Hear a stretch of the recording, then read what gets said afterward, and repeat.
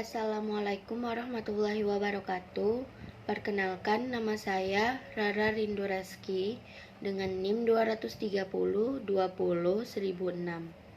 Di sini saya akan menjelaskan tentang sistem pencernaan dari mata kuliah Ilmu Biomedik dengan dosen pembimbing Ibu Nurse Isnaniar SCAP MCAP.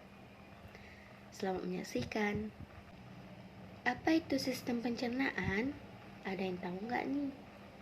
Jadi, sistem pencernaan merupakan sistem yang proses mengubah makanan dan menyerap sari-sari makanan berupa nutrisi-nutrisi yang dibutuhkan oleh tubuh. Sistem pencernaan juga akan memecahkan molekul makanan yang kompleks sehingga menjadi molekul yang sederhana dengan bantuan enzim sehingga mudah dicerna oleh tubuh. Selanjutnya, proses pencernaan. Proses pencernaan dalam sistem pencernaan itu ada 5.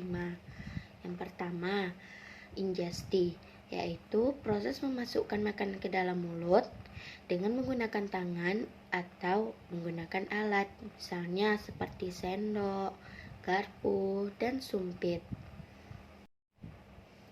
Yang kedua, proses pencernaan makanan mekanik, yaitu proses mengubah makanan menjadi kecil dan lembut.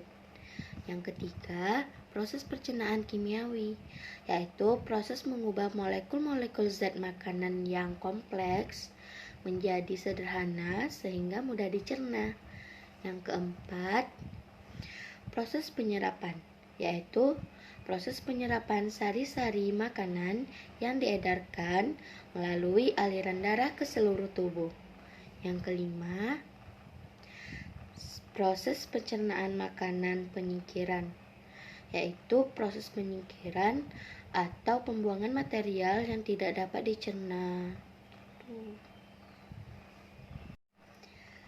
Selanjutnya, zat yang diperlukan oleh tubuh, yaitu yang pertama ada zat makro. Zat makro ada karbohidrat seperti nasi, gandum, roti, dan lain-lain yang berfungsi sebagai sumber energi. Yang kedua, ada makanan yang mengandung lemak, yaitu seperti buah alpukat, makan makanan yang berminyak. Itu juga berfungsi loh sebagai cadangan energi.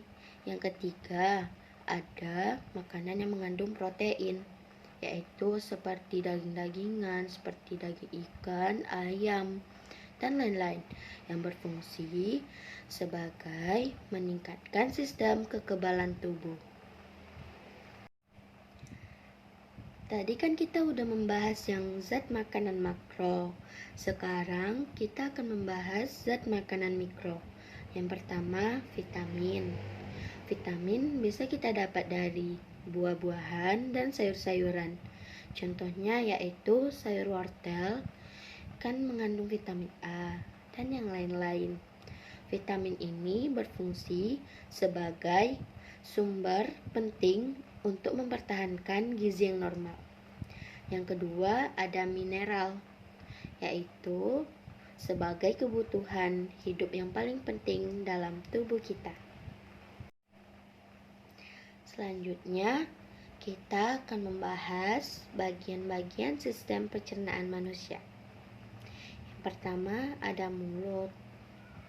Mulut yang berfungsi berbagai macam, yaitu yang pertama, menghancurkan makanan, terus mencerna makanan, mengecap rasa makanan, dan membantu menelan makanan. Di dalam mulut terjadilah proses pencernaan makanan mekanis, yaitu dengan gigi dan lidah, dan pencernaan kimiawi dengan lidah yang mengandung enzim ptyalin.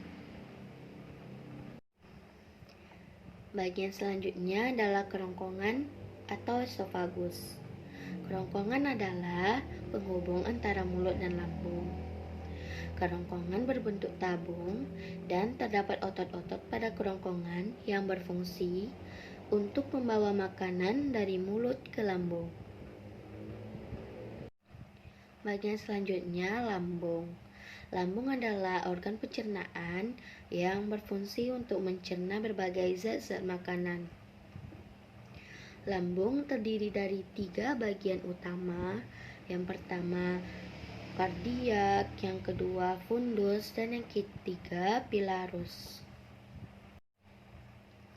Selanjutnya yaitu usus halus. Usus halus adalah tempat penyerapan sari-sari makanan.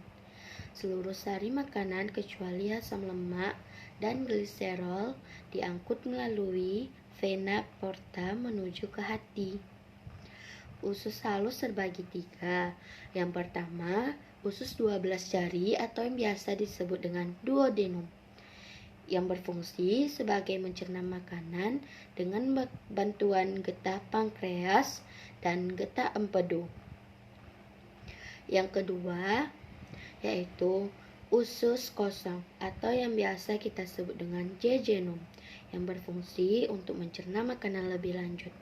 Dan yang ketiga adalah usus penyerapan atau usus ileum, yang berfungsi sebagai tempat penyerapan sari-sari makanan.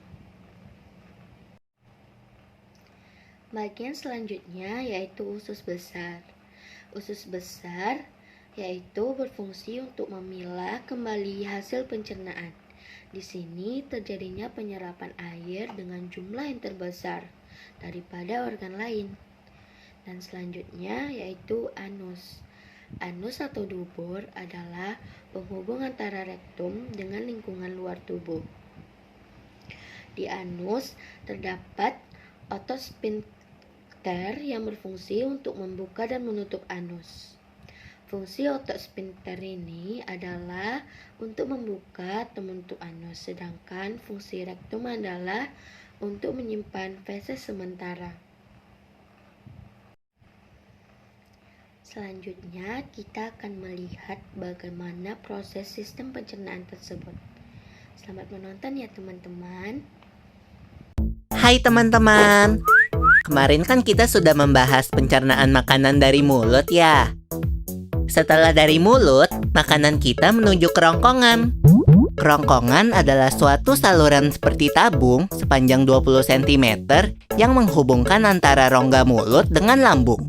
Di dalam kerongkongan terjadi gerakan peristaltik, yaitu gerakan meremas-remas yang dilakukan oleh dinding kerongkongan untuk membuat makanan terdorong masuk ke dalam lambung.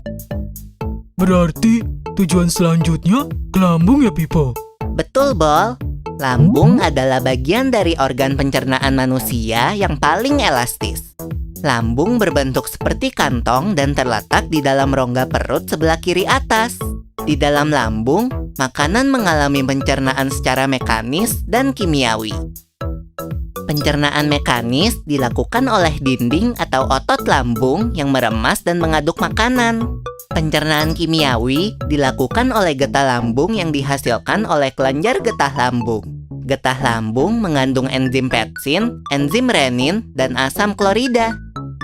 Enzim pepsin berfungsi untuk memecah protein menjadi pepton.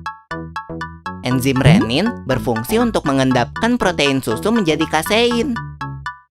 Asam klorida atau HCl berfungsi untuk mengasamkan makanan dan membunuh kuman yang masuk bersama makanan. Nah, habis ini makanan kita pergi ke toilet ya? Hihihi. Ah, kamu ini belum, Bol. Selanjutnya, makanan dicerna di usus halus dulu. Usus halus merupakan usus terpanjang dalam saluran pencernaan, karena panjangnya mencapai 6 hingga 7 meter. Di dalam usus halus terdapat cairan khusus yang membantu penyempurnaan pencernaan makanan. Oh iya, usus halus terdiri dari 3 bagian, yaitu usus 12 jari, usus kosong, dan usus penyerapan. Apa aja ya fungsinya?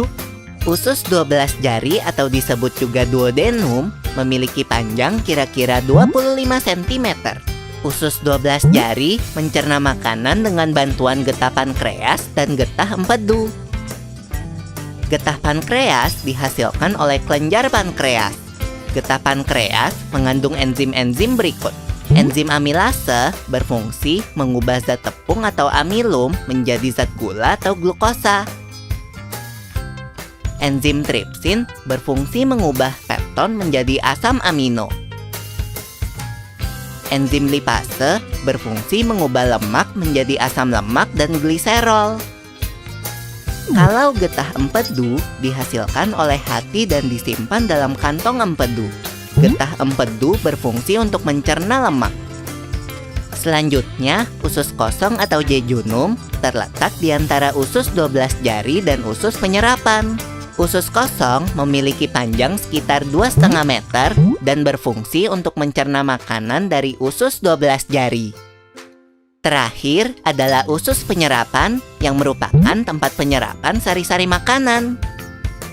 Di seluruh permukaan dindingnya terdapat ujung-ujung pembuluh darah yang menyerap sari-sari makanan. Kemudian, sari makanan diedarkan melalui aliran darah ke seluruh bagian tubuh. Jadi makanan yang kita makan kembali lagi ke dalam tubuh kita ya? Iya, Bol. Habis itu, sisa makanan yang dicerna masih berlanjut ke usus besar. Nah, usus besar berfungsi menyerap cairan, vitamin, dan mineral dari sisa-sisa makanan yang telah diserap oleh usus halus. Pada usus besar, terdapat bakteri yang berguna untuk tubuh bernama E. coli yang berfungsi untuk membantu proses pembusukan sisa makanan. Proses pembusukan sisa makanan akan menghasilkan kotoran atau feses yang kemudian dikeluarkan melalui anus. Oh gitu. Nah, gimana dengan mulus? Itu disebabkan oleh apa ya, Pipo? Organ terakhir yang bernama rektum adalah ujung muara dari usus besar yang berfungsi sebagai tempat penyimpanan feses sementara. Ketika rektum terisi penuh dengan feses, maka saraf akan mengirimkan respon kotak yang menimbulkan rasa ingin buang air besar. Anus adalah lubang di bagian bawah pantat yang berfungsi sebagai tempat keluarnya feses dari tubuh. Jadi begitu ya, seluruh proses pencernaan dalam tubuh kita. Iya, Bol. Seenak-enaknya makanan yang aku makan, ujung-ujungnya untuk dibuang lagi. Tapi ingat, kan ada juga sari makanan yang menyebar menjadi energi untuk tubuh kita. Betul juga ya. Oh ya, Pipo, ngomong-ngomong soal pencernaan, kamu pernah sakit perut gak? Tentu saja, Bol. Kenapa ya perut kita bisa sakit? Nanti akan kita bahas bersama di video selanjutnya ya, Bol. Jadi, begitu ya teman-teman, proses terjadinya sistem pencernaan di dalam tubuh. Yang pertama melalui mulut, terus ke kerongkongan, dan ke lambung. Setelah di lambung, akan menuju ke usus halus, yang akan dicerna di dalam usus halus, kemudian ke usus besar, kemudian ke anus. Jadi, sampai di sini paham ya teman-teman sistem pencernaan dan juga proses sistem pencernaan di dalam tubuh. See you next time. Assalamualaikum warahmatullahi wabarakatuh.